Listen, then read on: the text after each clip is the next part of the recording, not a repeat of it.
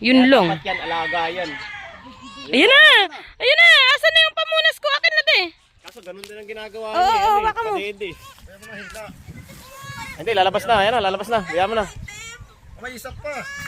Wala na. Eh, grabe na yun. Baboy na yun ah.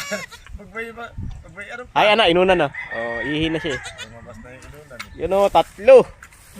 Ayos. Ano to? Itim ba? Brown. Brown na brown.